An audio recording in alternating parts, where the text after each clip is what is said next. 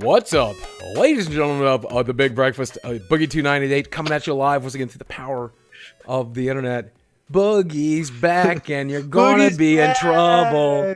What do I need to scold these? What do I need to? Yeah, what do I need to scold these guys about for while I was gone? What did you guys do wrong? Did you do anything wrong? Did you finger each other? Well, I can't say. I don't know.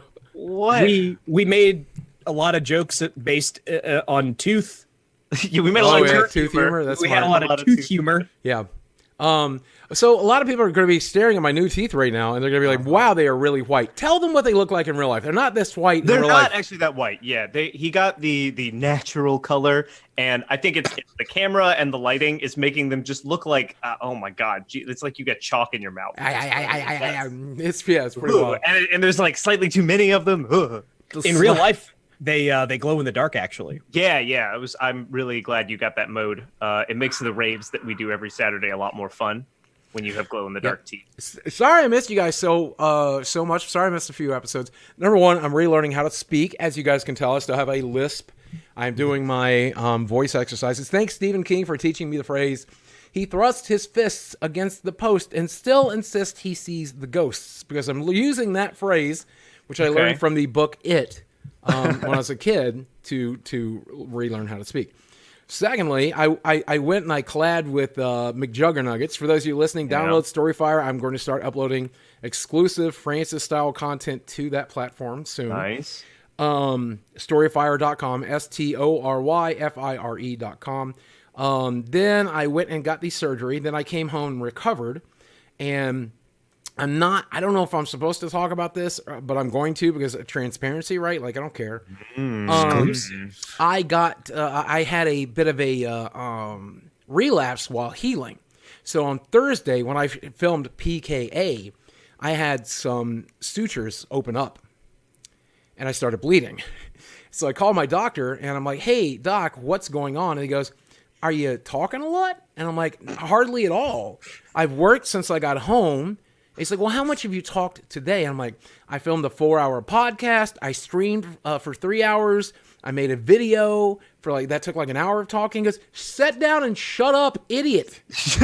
Well, of course you're bleeding out of your mouth. You're ripping your mouth apart every time you move. I said, "You told me to talk." He goes, "A normal human amount of talking." Not 8 hours straight in a day. Right? I thought the only talking you were going to do was through the Taco Bell drive-thru. Okay, I didn't know that you were going to talk for 8 hours in a day. You know.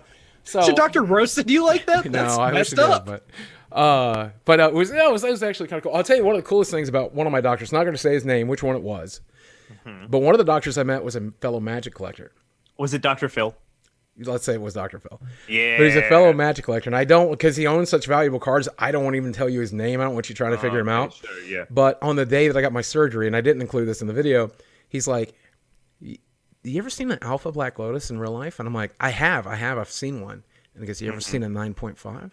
And I went, "No." Because there's only like a handful of 9.5 alphas in the world. There's less than 1,000. Right. And there are no 10s. No one's ever discovered a 10. So a 9.5 is as good as it gets. And he showed it to me, and I held it in my hands. And then I'm like, "Oh my God, I'm leaving right now." Because that's like $80,000, $90,000 right there. That's insane. A lot. And then I was like, "You have any more cards?" He goes, "Well, maybe."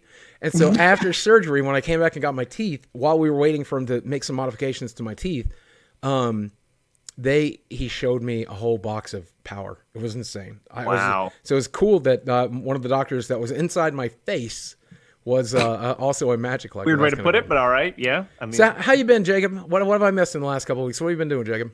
I just been playing video games, doing the stuff. You've been playing Mortal Kombat, right? I've been playing a bunch of Mortal Kombat. Yeah. I'm really digging that game. It is the core gameplay is a lot of fun. There's a lot of stuff revolving around it that is maybe not so good, great.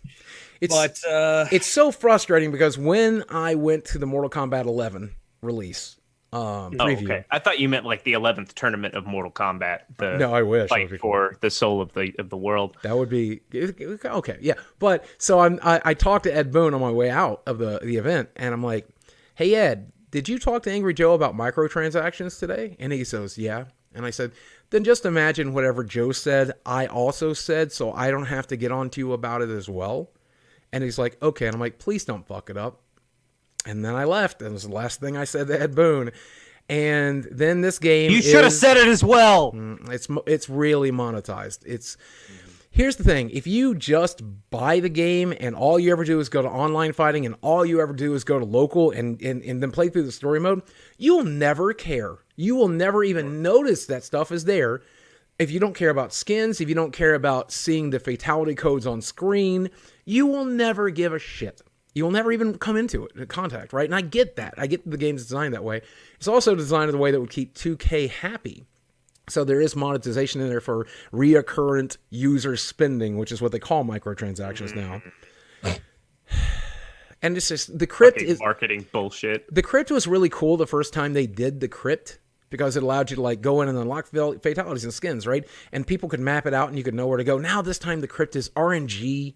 So it's like it doesn't matter what the chest, which chest you open, you're just going to get something random. It's so frustrating. Like, why build your game that way? Now, don't get me wrong. You play through story mode. You play through some towers of time. You're going to get a lot of augments. You're going to get a lot of skins. You're going to get a lot of stuff. But you're going to play for thousands of hours if you're a completionist and you want every skin and you want everything. And that's how that game is absolutely designed. You can, as far as I know, get every item in the game by playing it, though. Do you know if that's true, Jacob? I can't speak to that. I think that might be true, though. I'm pretty sure that that's how it is. They said on the Combat Cast just yesterday that the game isn't designed to force people to spend money, which kind of implies that you can get everything in the game by just playing the game. Okay. Right. So at the end of the day, I get it. I just don't like it. So if you decide not to play Mortal Kombat 11, you will be missing what is effectively the best Mortal Kombat game to date. Though X is relatively close to as good, but graphically can't even hold a candle to the it's incredible how good this game looks. But if you choose not to buy it because of that, I understand. Not only are the graphics great, the character design is a lot of fun. Mm-hmm. Every character feels very diverse, and there's a lot of room to play around and have different play styles and stuff. It's a really well-designed fighting game. Cool. And I'm definitely in the camp of not caring about having all of the skins because I can only use one at a time anyways. So why would I need more than one? Right. But I definitely understand how that is frustrating. Right. It's so difficult. I hate that they locked introductions and winning poses behind, like the grind wall. That's frustrating because I hate the fact that my Aaron Black can only shoot the buzzard out of the sky, and I'm so tired of seeing that animation. I wish that was something as simple as that was just part of the diversity of the game, but that's 2019 for you, I guess. On the Combat Cast, they talked about a new update as well to help ease some of these problems that people are having. Oh, okay, that's good. So they're talking about making towers easier, which towers are kind of like repeatable combat where you start at the bottom and you fight a series of fighters, and they're like weird modifiers that will affect the game to make it a little bit harder for you. Like somebody will shoot missiles from you off screen, or there are patches of ice, and if you stand in them, you freeze, stuff like that. People were complaining that the towers are too hard. And they are. It's on one of the towers, not like the learning towers, but one of the random daily towers or whatever. I was fighting Sonya with 2 summons and rockets firing at me, undodgeable rockets firing at me every 3 seconds. You can't do a combo. You can't do a throw. You can't do anything.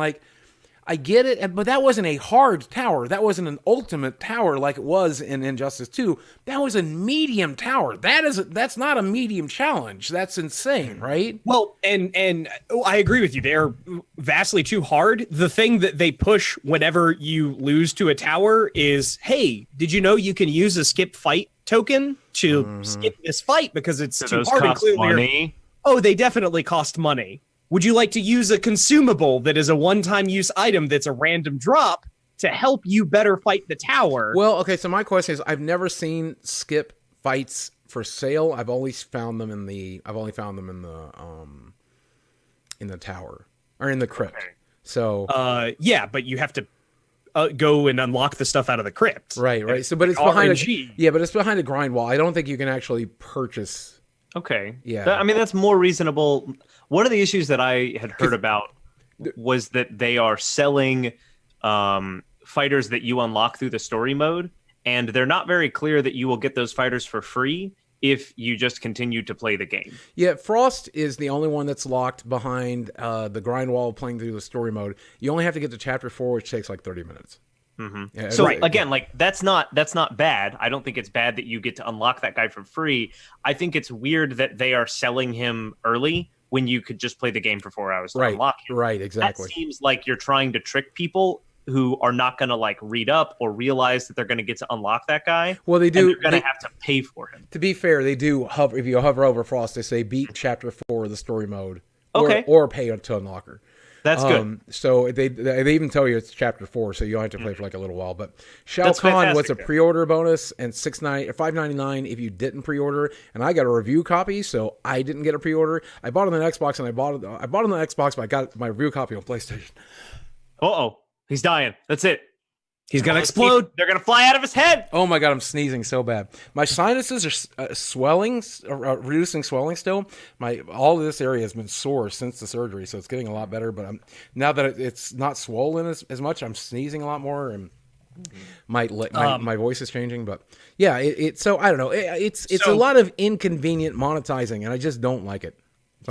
So one of the other things they're doing in the update is they're going to change some of the unblockable shit that comes up in the tower so that you can block it. Because that's one of the things that people are complaining about is it's not fun to play a game that requires you to do a bunch of combos when the game itself interrupts you and stops you from doing these combos. That's just kind of frustrating and not very fun.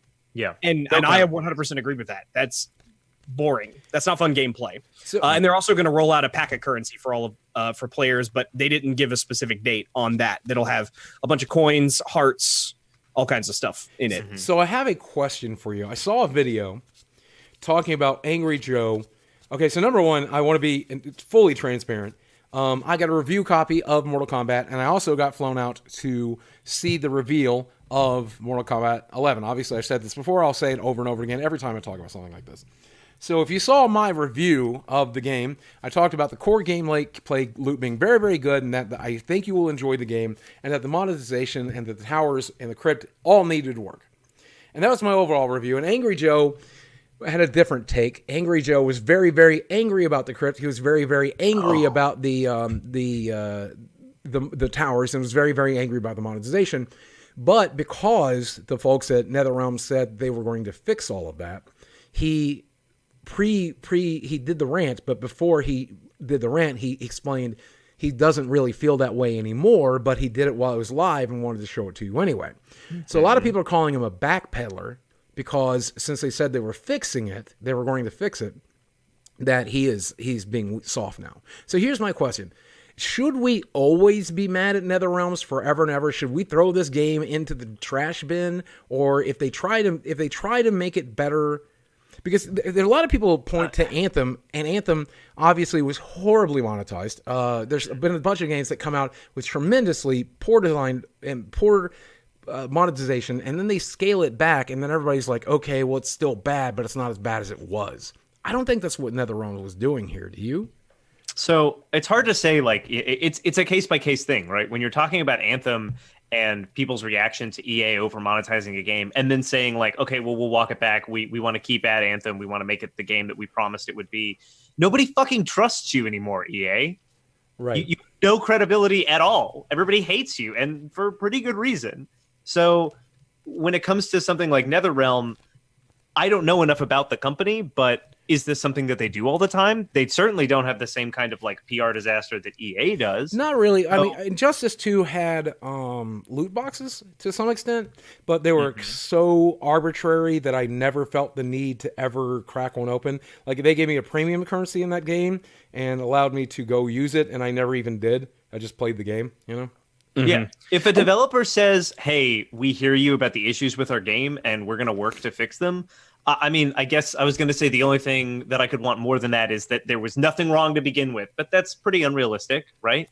That's like the best we can hope for. That's what we want from developers, to acknowledge issues in their game and say, hey, this is how we're going to fix them, and this is when we're going to fix them. Now, whether or not they actually do it, that's when we decide if we say, fuck NetherRealm, we don't trust you anymore, or, hey, good job, you guys did the thing. Right.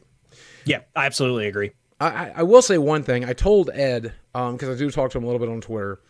I told him I wish you had went with the Smash Brothers business model, where you give me the core game, and the core game has no microtransactions, but you give me DLC, and that includes new stages and new characters and new stuff, and allow me to buy it.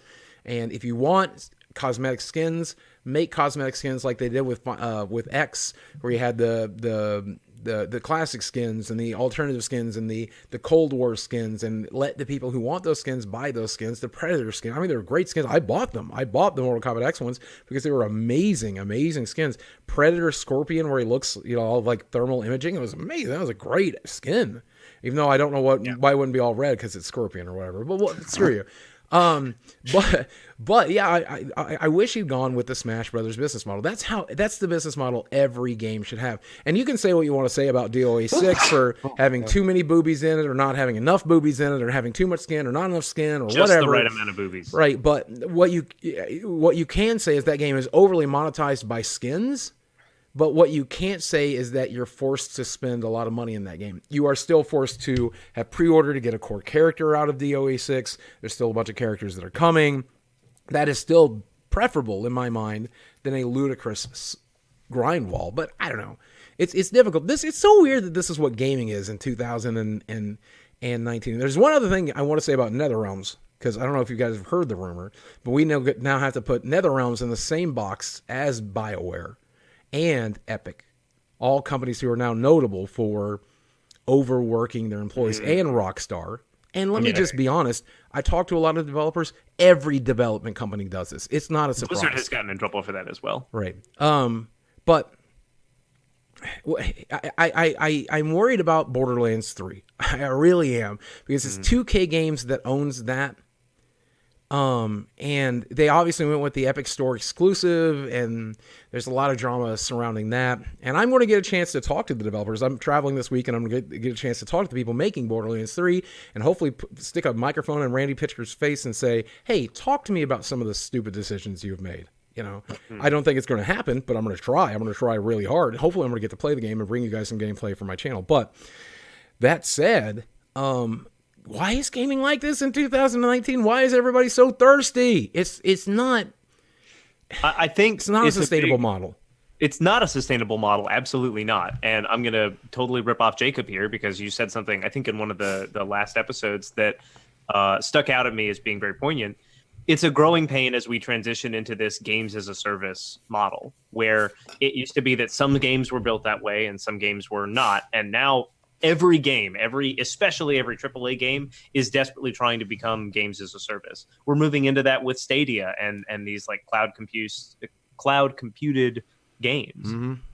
All of this stuff, and when we get these like weird transitional problems, when we get these like games that are just full of microtransactions and don't really know what they're doing with them, I think that's why. So here's one of the other reasons that this is an unsustainable model, and it loops back to what I was saying about NetherRealms. 100-hour work weeks while working on Injustice 2. That's what somebody has said. You can find the articles for yourself. I don't know if they're true. I wasn't there. I just know what certain people that have worked for that company have said. Mm-hmm. Then they were saying, leading into Mortal Kombat 11, 100-hour work weeks, that one guy in a 4-month period only took one day off, and it was to attend a wedding on his birthday, right? Mm-hmm. Like, what a nightmare. But that is not an unusual scenario, because we've seen it at Rockstar, we've seen it at Blizzard, we've seen it at Epic, we've seen it at almost every gaming company. But the way it used to be is you would finish Warcraft 3, and then you would get 2 months off, because you had to crunch so hard to get Warcraft 3 out. And then there would be a skeletal crew that stuck around to patch the game, to fix the game. But most of the developers of that game got a few months off. They got to go celebrate. They got to cash that big check. They got to drive that Ferrari they purchased, okay? Mm-hmm. And then EverQuest rolled along in my life. And when EverQuest rolled into my life, I started talking to developers there, your Jason Mashes, your Paul Carricos, all of those guys. And they were working 70, 80, 90-hour work weeks on an expansion. Then the expansion would drop. And then they would have to continue working on that expansion, because just like the World of Warcraft model, the content wasn't finished day one. Mm-hmm. So then for the next 3 months, they're working on that expansion. Then they shift over to the next expansion team. Once the content was done there and waiting for players to play through it, they'll leave a skeleton crew there to fix problems with the previous game. Where was the gap? Jason never got a gap. Paul never got a gap. They just worked continuously. 6 months, 12 months, 18 months, 24 months, 36 months in a row without a day off, without a week off. And now the entire industry is EverQuest. Every game is a live service model. That means crunch time never ends. Anthem has been out for 6 weeks. Do you think they've gotten a break? No, absolutely not. Right? I'm sure because all eyes are on them right now, maybe they're only working 50-hour weeks, maybe sometimes as little as 40, but they're certainly not getting that vacation they were promised. They're certainly not getting to drive that Ferrari. They're not getting that 2 months off, and they never will until EA shuts down BioWare, which I think at this point might be inevitable. So that's their only vacation, is a pink slip. How is the industry becoming this? And Jim Sterling has made a video very recently saying crunch is abuse. And I agree entirely. As someone who has made himself work, here's a story I very rarely ever told. Back in the days when I was doing my own web design and I was helping running these adult sites and all this stuff, there was a guy out of Florida that I met who made $1 million in a year. Went from next to nothing, like a $10,000 investment, to making $1 million profit in a year. Had $1 million in his bank account.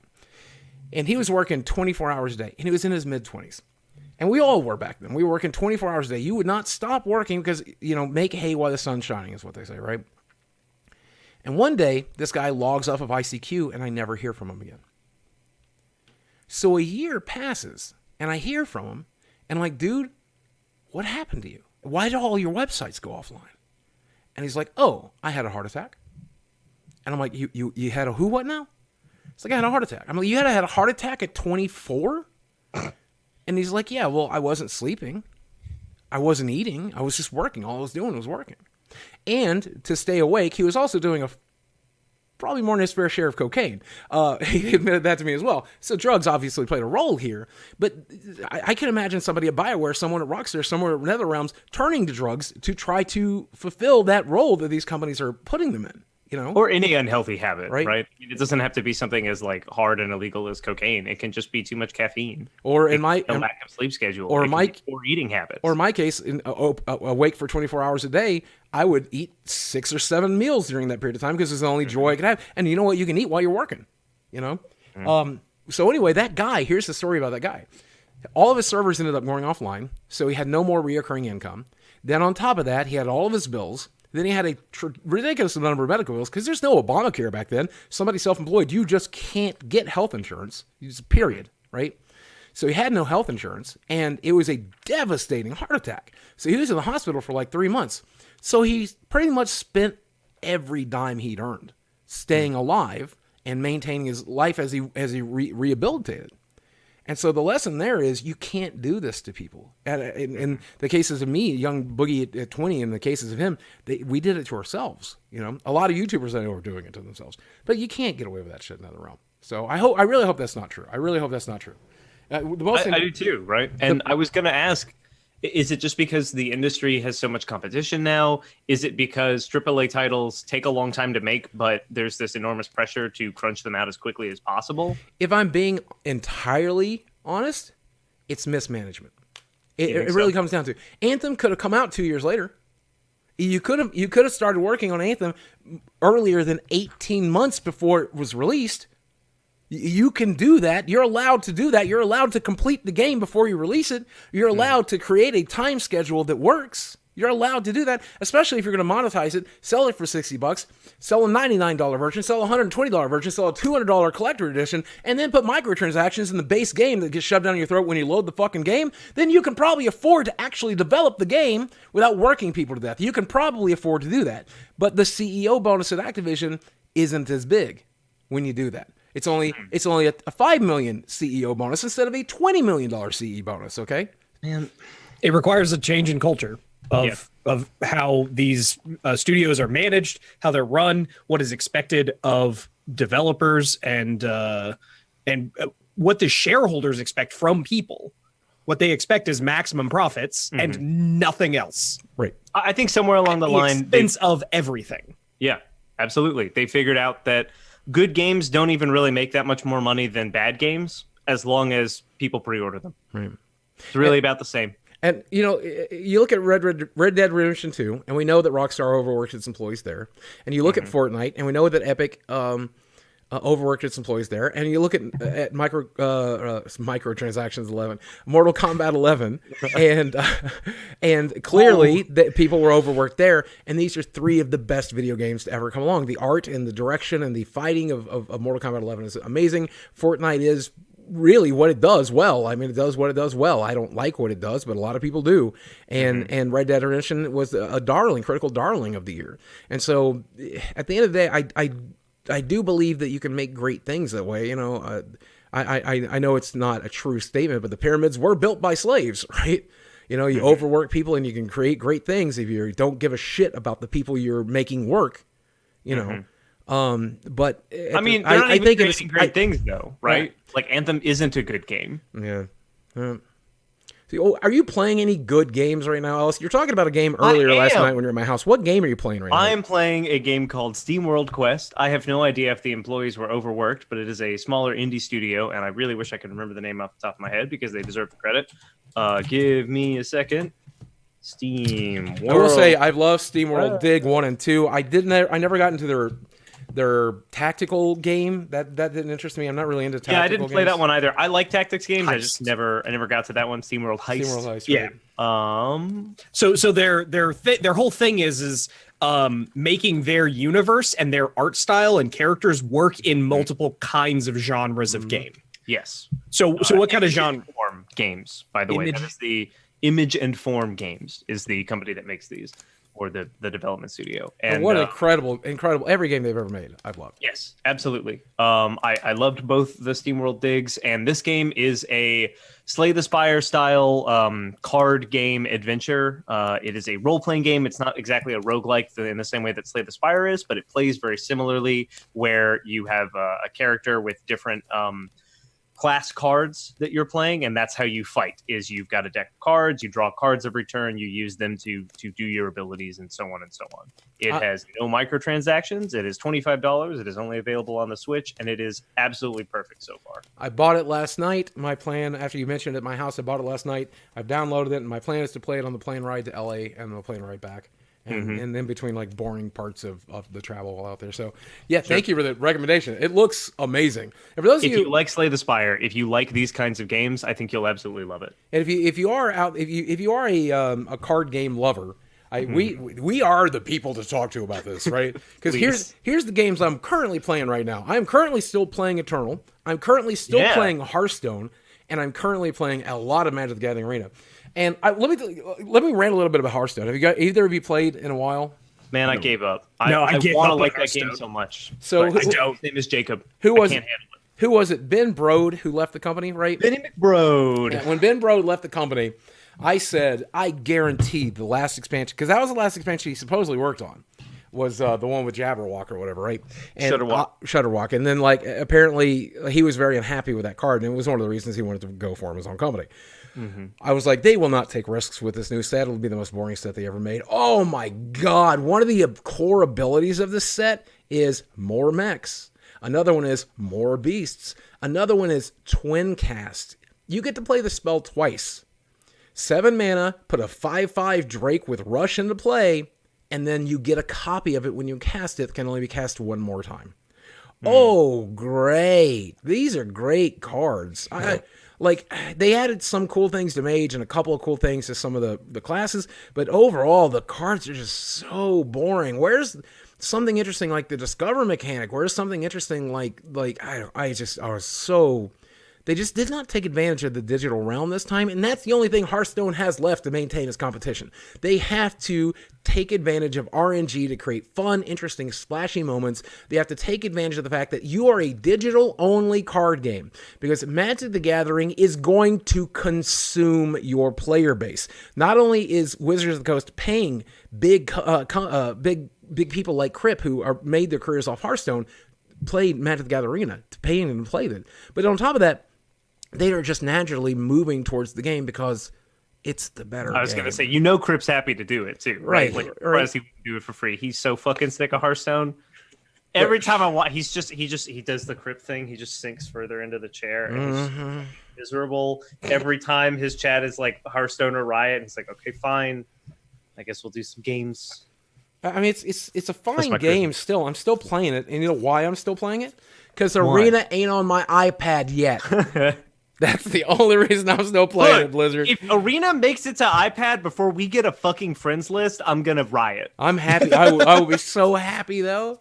And I'll tell you, I thought, so for those of you who are not listening, no in-game spoilers, but obviously in-game came out this week, and it is not coincidence that Wizards of the Coast has their own in-game happening on the same weekend that in-game launch. So there's a storyline. If you're unfamiliar with the Magic the Gathering universe, let me entertain you with an interesting concept.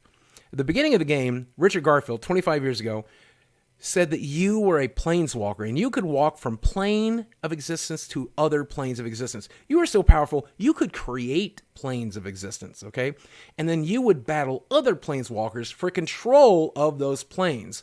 Planes like Sarah's Realm, and that's the only one that comes to mind right now for some reason. Dominaria. I mean, there's like all Kamagaya and all these, right, Mirrored, and all these crazy places, right? And then right about the 15-year mark, they printed a set called Time Spiral, and when Time Spiral happened, in the storyline, planeswalkers had their sparks, which is what makes you a planeswalker. This magic that's inside you called a spark became irrevocably changed for the worse, and everybody became way less powerful. The ability to planeswalk at will was taken away. The ability to create planes was taken away. And for the first time ever, planeswalkers had a form of mortality. Up to this point, if you awoke your spark, you were immortal. No matter how many times you died, you would never die. No matter how many times a planeswalker ever killed you, over and over and over again, you were fine. Now you could die. And it takes a different form for planeswalkers than it does for regular mortals, but still, you can. And then they started weaving a storyline about a card from Legends based on a dragon named Nicol, and for 7-8 years, they started telling a story about that character whose spark awoke, he became a planeswalker, and he had the plan of basically consuming and eating every other planeswalker's spark, using a spell called the Elder Spell, and that's what this set is. So this set, whereas a normal Magic set has 1 or 2 Planeswalker cards in it, this set has 36, 37 if you include the Buy a Box promo. And it's a giant in-game battle where everybody shows up to fight Nicol, and whether or not, I mean, the story's out there if you want to read it. I don't want to spoil anything for you. If you play with this set of cards, the story is actually very well told on the cards themselves, including the death of several planeswalkers, named planeswalkers. There's, according to Mark Rosewater, the guy, lead developer of Magic, he said there are hundreds of planeswalkers that showed up that day, some that will never be named because they've died without ever being mentioned before. This is just some guy showed up. Hey, I don't know what the hell's going on. The beacon got lit. I need to go there. Wow, I can easily planeswalk there for some reason. I guess I should go see what this is. Oh, a giant stone zombie ate my soul. Shit. Like, that's happening. And so they capitalized on the whole in-game furor. So right now, when I'm done with this, I'm going to go watch Game of Thrones, and a bunch of people are going to die. And I watched in-game, and a bunch of stuff happened in in-game. And then I've been playing War of the Spark, and a bunch of people died there.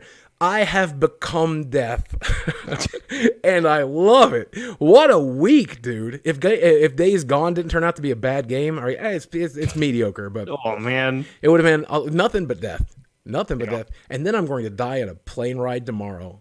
Woo! Oh my god, if that comes true, could you imagine? You guys upload this, and like 10 minutes later, I die. Everybody's like, "Oh my god, he called it." I'll just put a rip at the back. A rip. Boogie. We'll go ahead and get your in memoriam thing going. We'll record that after this. Absolutely. Just in case. Just in case. So if you haven't downloaded Magic the Gathering Arena, we are going to talk about Magic the Gathering Arena now because we can't not. Okay? We can't not. So download Magic the Gathering Arena today. Just MTG, M as in mom, T as in tomato, G as in giant nutsack, arena.com. And start playing Magic today. Giant nutsack arena. If you've ever said to yourself, I'm too stupid to learn how to play Magic, I like Yu-Gi-Oh! Better because it's easier. And Hearthstone is for babies, and I prefer Hearthstone. I believe in you. I think you are smart enough to learn to play Magic the Gathering, especially because they made a tutorial in that game just for dummies like you. So MTGArena.com. Sparky. Right. Join the 3.6969% of women that play Magic the Gathering. So I went to a pre-release. Did either of you guys go to a pre-release? I know we had a little pre-release draft at my place. I did. I did the pre-release draft at your place, and I played the, I guess, pre-release on MTG Arena. Right. I went to Gear Gaming in Fayetteville, the store that I put a bunch of money into, and entertained people. I got to sign somebody's playmat and took some photos. That was kind of cool. Opened a bad sealed pool and had fun doing it. But I was surprised because Wizards of the Coast says 40% of the player base is female. 60% is male. That's what they say based on their statistics that they have. And I was really surprised because of the 60 or so people that were at Gear, 4 were women. And I think that's really close to 40%. I don't know math.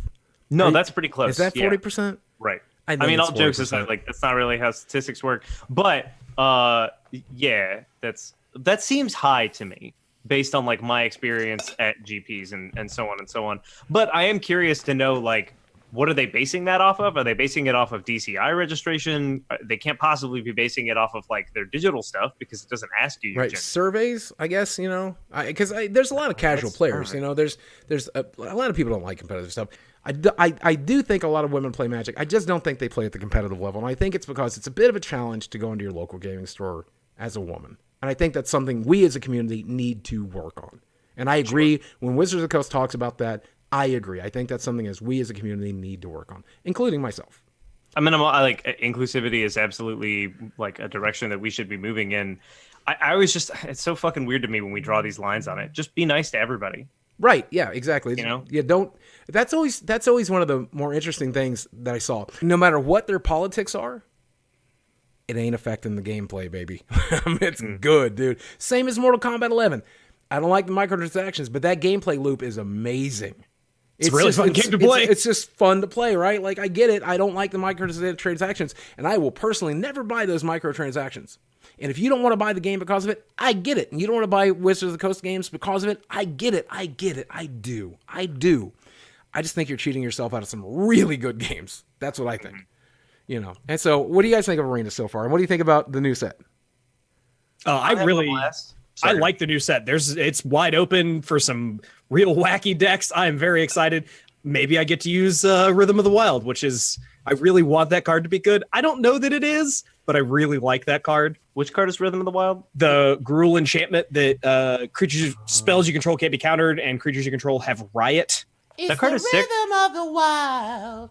Oh, wow. It is a good card. And I have a Gruul Monsters deck pre-War of the Spark, and it was okay. It was a win more situation kind of thing going on, but I do think there's a really solid build for it now with all the stuff that cares about counters, right? Proliferate is back.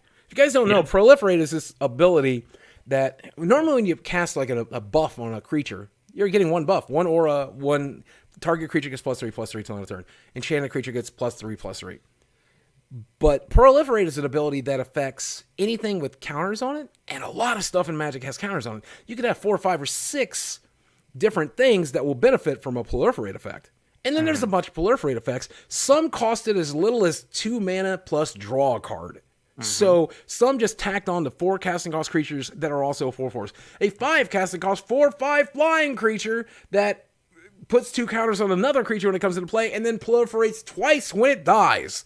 I think he also has trample or some nonsense. Right, and then there's like Planeswalkers have counters on them.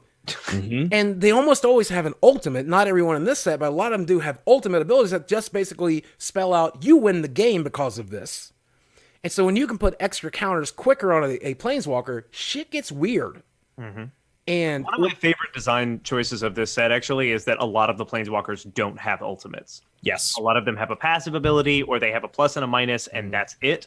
And I think that was a very big decision for them to make, and I think it's a very positive decision as well. Yeah, Mythic Walkers this time still have ultimates. Rare Walkers this time, it's the first time we've seen Rare Walkers since Lorwyn, when Mythic Rarity didn't exist, so they didn't have a choice.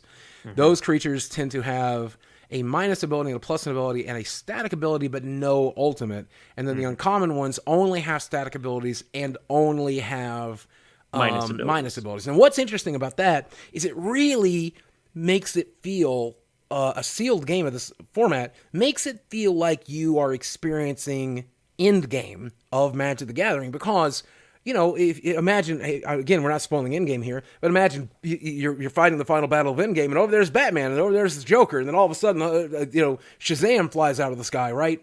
I know there's different characters, but I didn't want to even run the risk of you thinking it was a spoiler. Did you watch Endgame? Yeah, Shazam flies down, and then the vampire Lestat shows up, and he sucks Adam Warlock's blood out, and the Dr. Timothy shows up. Yeah, but that's what it's like. All of a sudden, Dovin is there, but Dovin's only there for 2 turns, and then Kaya is there, and Kaya's there for like 30 seconds, right? But then she gets shot in the face, and then Divine Arrowed, and then this creature shows up, and there's so much removal. The creatures are blowing up left and right. So there's creature battles going on, there's Planeswalker battles going on. It's chaos. It's a chaos format, and that's one of the things that I like about the Planeswalker design, the uncommon ones, is they start at a fairly high loyalty. They have that passive ability, and then almost always their minus ability is designed so that you can use it a couple of times and then not use it anymore, but they still have some loyalty left over. So they're still hanging out, giving you their passive ability, and your opponent needs to attack it and get rid of it to get rid of that passive ability of the Planeswalker. Yep, it's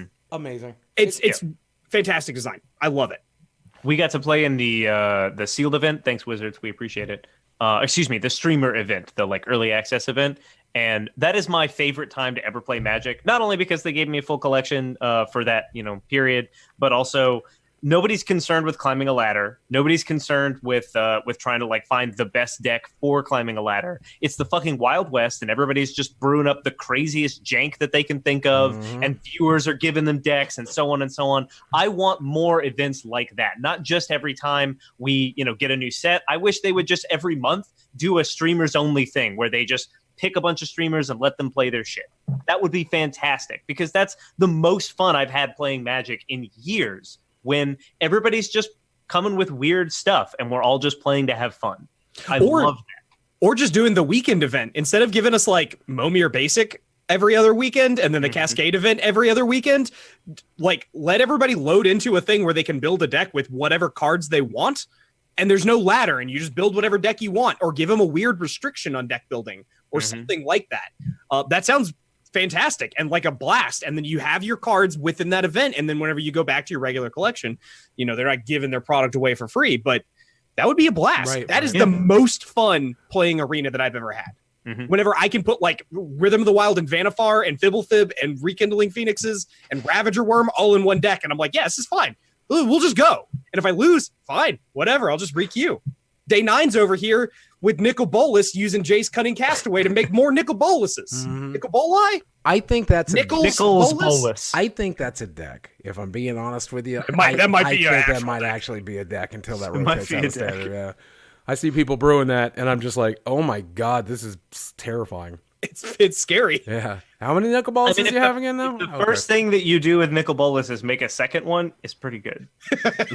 Yeah. Oh, Magic is, man, I'm telling you guys, you got to get out there, you got to play Magic. It's without a doubt, I easily say the best game I've ever played in my life. And I've played it for 26 years. You don't even got to get out there. You don't have to put pants on. That was the weirdest part about going to play physical Magic at the pre-release. I'm like, I have to put on pants, and my dog isn't here, and I have to wait. And this guy is trying to talk to me, and I don't want to talk to people. I don't want to talk to you. Because you are a human, and humans are scary to me. So please don't. Thank you. So I'm glad you enjoyed the pre-release event. I'm having a lot of fun with War for the Spark. War of the Spark? I always get it wrong. For the Spark. I always get it wrong. People are gonna make fun of me for not knowing. Just call it Magic the Gathering. Call it Magic the Gathering Endgame. For the Spark? In the Spark? Speaking of, by the way, this is my other, because obviously the reason that Magic the Gathering had their endgame, it's not a coincidence that it's taking place at the same time as Marvel's endgame. Did you also notice that the Gatewatch showed up when the Avengers made $18 billion? Oh, yeah, it's surprising. Because that's also not a fucking coincidence. I'm not surprising. It's so hard not talking about Endgame, just so you know. Have either of you seen it yet? Have either of you seen it? I have not seen it yet. Okay, all right. The people out there watching, we are saving our in-game spoilers. But a little plug, I do have a review of it up on my YouTube channel that includes spoilers, so why don't you go watch that, because I could not help but talk about that game. As they say, Doctor Strange watched in-game 14.3 million times, and he never spoiled anything. Oh, wow. That's very nice of him. Did either of you watch the cinematic trailer for War? With Liliana? So Liliana, good. yeah. With the Linkin Park song? I was not expecting that. That threw me for a fucking That was surprising. Well, the cover? Yeah. For those of you who don't know, most of the time the covers or the trailers are static pictures with a little bit of animation added to it. And then, like, a voiceover going, Jace is mad because someone ate his yogurt or whatever, you know. And now... His mind yogurt. War for my sandwich in the fridge of the Gatewatch coming soon.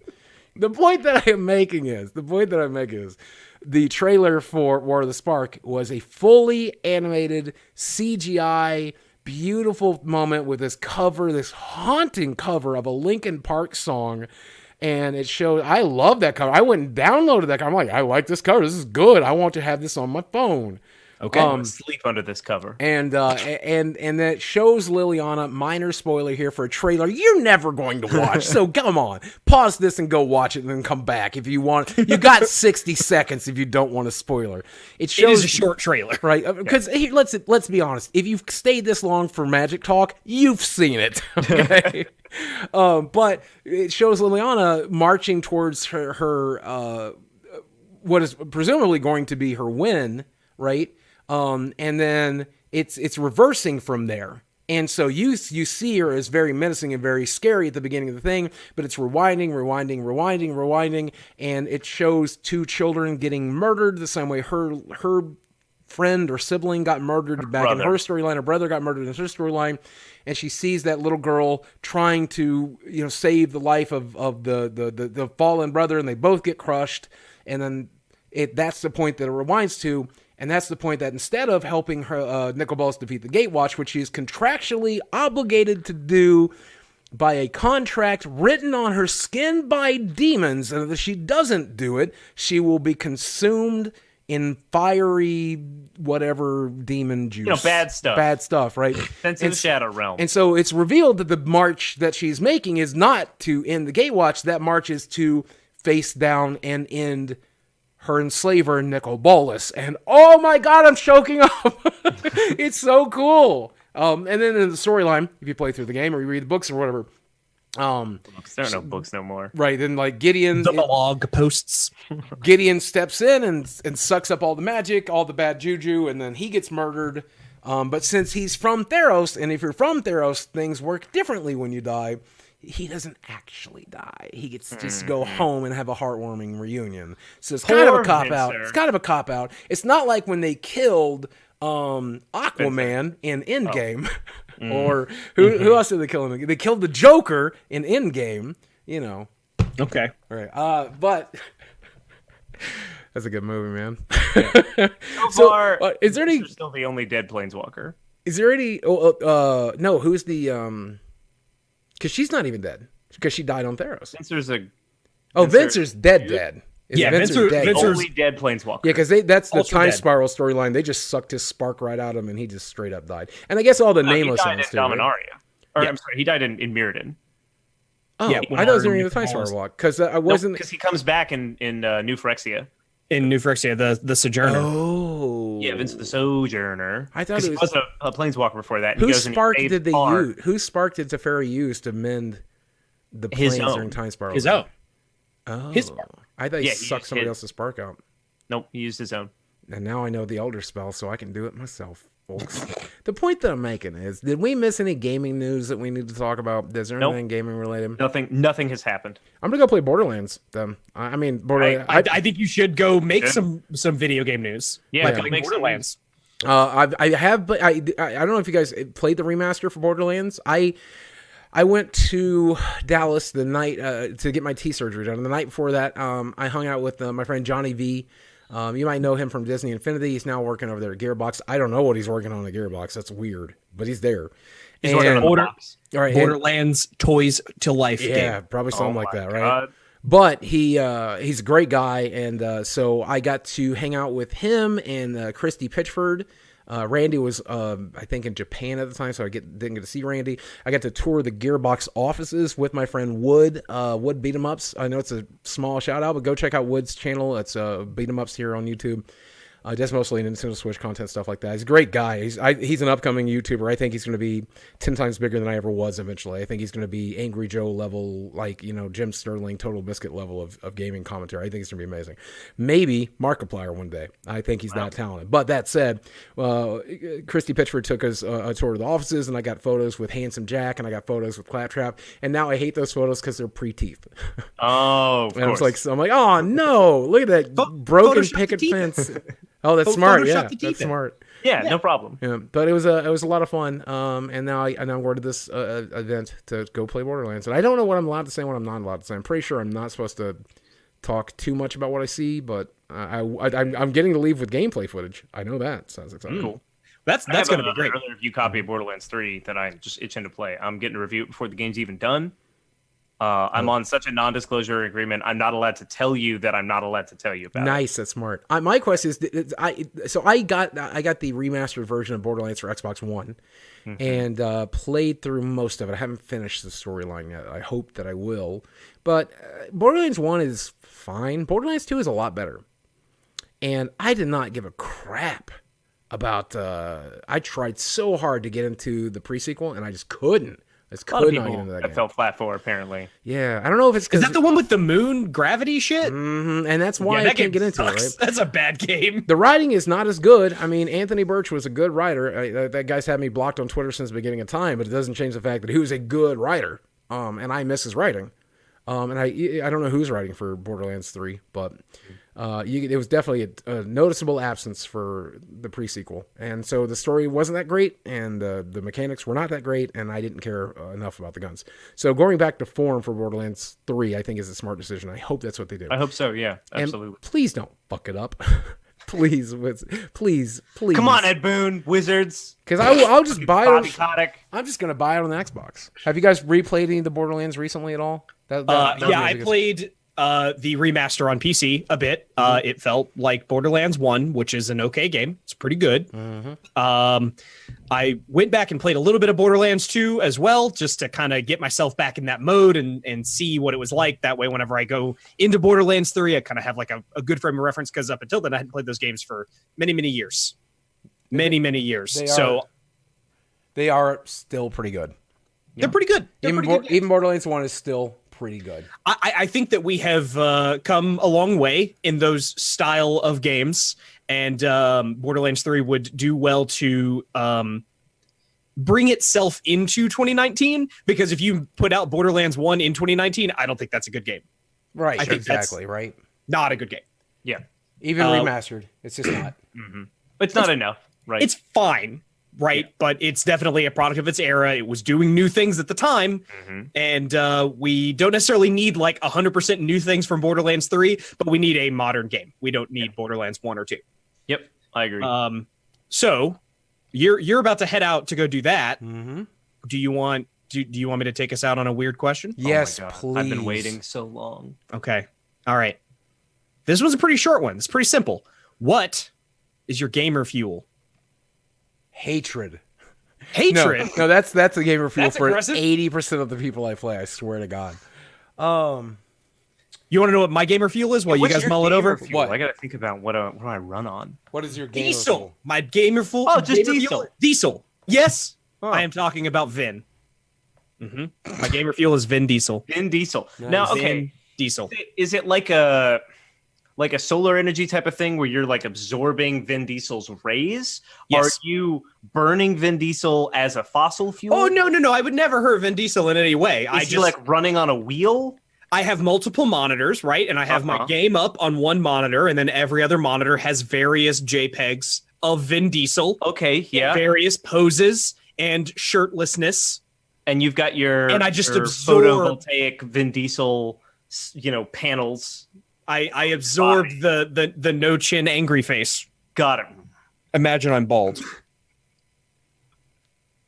I know what my gamer fuel is. I figured it out. What is it? What's your gamer fuel? What is your gamer fuel? My existential dread and my desire to not think about it. Oh man, It's an escape. No. Yeah. Because that I is 100% get it. No. I'm on board with that. that is arguably okay. So again, let's talk about Marvel movies for just 1 second. No spoilers. Okay. existential dread and my desire to not deal with Okay. it. Let's talk about Marvel movies. But you guys saw Infinity War, and I think it's okay to talk about a minor thing in Infinity War, right? There's a moment in Infinity War where one of the girls is getting beat up, right? And then three other people show up, and they're all girls. All the girls show up, and then 4 or 5 girls fight to defend the one girl that fell down, right? And it's this girl power moment, and they say something like "girl power, yay girls" or something like that. When the hell does that happen? It happens, I don't remember it any happens of at that. the Battle of the End of Infinity War. And for you guys, that probably is so natural, it doesn't throw you out of the moment, right? But it throws me out of the moment because I'm not used to seeing that. That's weird for me to see 4 girls, 5 girls band together and say something like, "Our vaginas will defeat Thanos." That's weird to me. I Right. haven't seen that movie in a while. Right. But I think I'd Right. remember Okay. that. This is why I don't like the fact that in Mortal Kombat 11, Shao Kahn literally says, "Let's make Outworld great again." I don't want that in my video game. That reminds me of the miserable state of my country, the miserable state of the world I live in. I don't want to think about that. I don't want to think about Donald Trump while I'm playing my video game. Yes, I get it. You don't like Donald Trump, and you're making the comparison to Shao Kahn and Donald Trump, and you're saying they're the same person, and it makes you feel good to say that. I get that, but that ain't why I'm playing Mortal Kombat 11. Don't give Donald Trump that much credit. Right. Yeah. Well, I get it. I get it. Shao It's- Kahn's way more capable. Yeah. Right. But regardless, I Trump get couldn't it. even lift a hammer. But I hate it because I just want A to. little hammer. I just want to rip Tiny Sonya Blade's heart out and eat it. Is that so wrong?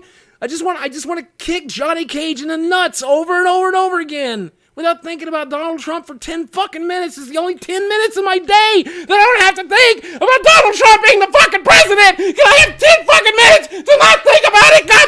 Goddamn! Nope. Hey Ellis, what's your gamer fuel? It's making Boogie think about Donald Trump. Shit. I fucking live on that shit. That gets you through the day. I write little notes and I just like leave them in his house all the time. Like, hey, do you remember when he said that windmills cause cancer? Do you remember that? Okay, Specifically, the sound from windmills causes cancer.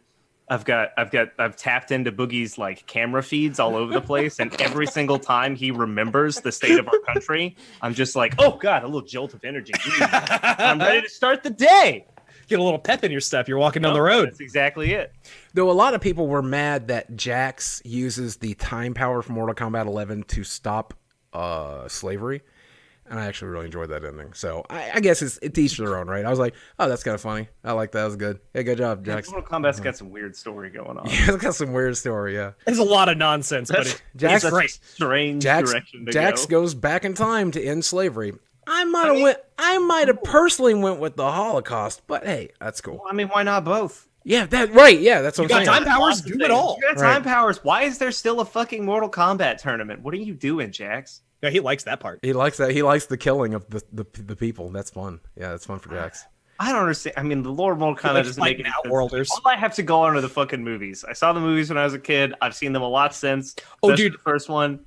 That's I the got only news for canon you. I know. I got news for you. It's stupider than that. That's Oh yeah, it's so impossible. stupid. Yeah, it's It's so stupid. way stupider than that, but in very, very good ways, just like the Mortal Kombat movie. Right. It's stupid in the right ways. Okay, so here's how Mortal Kombat was written. Ed, if you ever see this, I apologize, okay?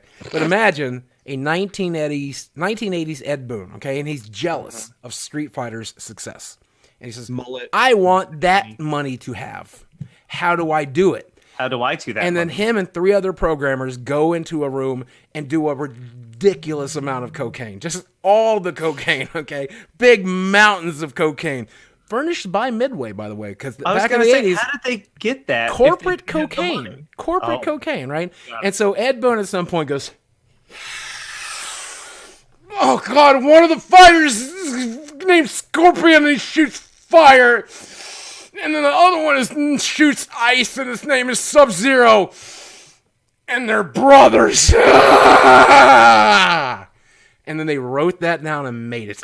and then it just is Reptile also their brother? And then fucking Noob Saibot, fucking that's Sub-Zero's brother, and I think Baihan is somebody's brother. Noob Saibot is Sub-Zero's brother, the original Sub-Zero, the current Sub-Zero's brother, because there's multiple Sub-Zeros, because there's multiple Scorpions, because there's so much cocaine here at Midway. Dude, it's fucking nuts. It doesn't make any goddamn sense. Is Jack Sonya's partner? Because in the movie, she's like upset that her partner has been killed by Kano, but in the second movie, Jack shows up and he's like, "Hey, I'm your partner," and she's like, "Yeah, I know." They're all kind of part of the military. Yeah, they're all part of like the same military group. Okay. Yeah. But because Jackie is part of it as well, which is Jax's daughter. I don't care for the lore, but I do like it when Sub-Zero rips your spine out. So that's fun. Okay. I like the lore. I like that they spent a lot of time retconning themselves and just digging themselves into a deeper, weirder nonsense hole. That's great. I love that. Right. I will say one more thing about now that I said something mean about Ed Boon. Let me say something nice about Ed Boon. Who's the guy who's currently in charge of the DC Cinematic Universe? What's his name? I do not know. It's Ted Noon. No, it's the guy who. It's fucking. Hold on, I'm googling it. It's Jim DC. It's Joseph Joestar. Who's the director who made Batman versus Superman? That was Zack Snyder? Zack Snyder, okay. Oh, okay. If you've played Injustice 1 and Injustice 2, let me tell you something, okay? Ed Boon has a better grasp and understanding of what to do with DC characters than Zack Snyder ever could. And yes, both the Injustice 2 storyline and the Zack Snyder verse are very, very dark. But one of them makes sense. So at least one was entertaining. Like Superman that kills and then goes crazy because he's a killer. That's fun. I enjoy that. All right, now you said something bad about Zack Snyder. You got to say something good about Zack Snyder. He will eventually stop making movies. Hopefully, one day. What a good thing. What a dream world to live in. Not every movie he's made is terrible. Like Watchmen's Eye. Did you guys like Shazam? Fine. I didn't watch it. Shazam. Oh, it was funny. It was really good. It was really, really You're talking good. to us. We don't like movies. Oh, yeah, that's right. You guys should do a review of Endgame because I think you might actually like it. There's a lot of stuff in there that you're not going to like, but I think you'll like the movie as a whole. Sure. So you guys should do that. I mean, I'll watch it. Guys, let them know in the comment section after they watch it if you want a review with just those guys, because I already posted a review. You've already seen it. If you haven't already seen it, then you're dead to me. Guys, you've been listening to the Big Stack podcast. Any closing remarks there, Jacob? Oh, no, I guess I'm dead to you. I'm dead. I was dead this whole time. Any closing remarks, Ghost of Jacob? Yeah. Or Ghost of El. You're the Ghost of Ellis. How are you the Ghost of Jacob? No, I'm the Ghost of Jacob. What is happening? Look, I'm the Ghost of Jacob's PR representative. Okay, I field all questions for the Ghost of Jacob. Yes. And hey, just remember that Donald Trump is probably going to be. I just want to play a fucking video game. You know they're going to reference him in Borderlands. You know they're going to. He's just going to get referenced in everything for the next 20 fucking years because we elected a fucking meme. I know.